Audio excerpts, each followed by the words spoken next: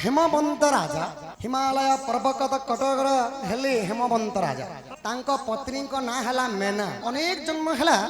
अपुत्रिक संतान प्राप्ति लगी भगवान को तपस्या करते शिव को तो जेते बेले दक्ष प्रजापति यज्ञ कुंड 33 कोटी देवता को डाकी देवदेव महादेव को नहीं डाकी तो सही समय कथा सखाईटा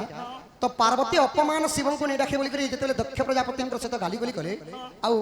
प्रति अपमान सही नहीं पारे गोटे नारी कर्तव्य है पति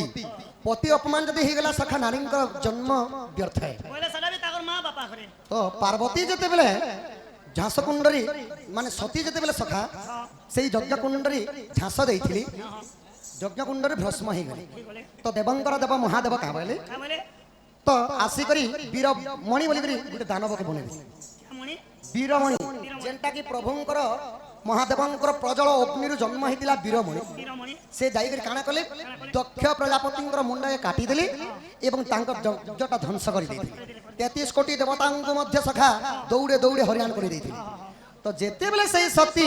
हेमवंत राजा पत्नी मेनांकर गर्भ रही तो सती हेमवंत राजा पत्नी हेले मेना मेनांकर गर्भ जन्म हेले 10 वर्ष पर पार्वती माता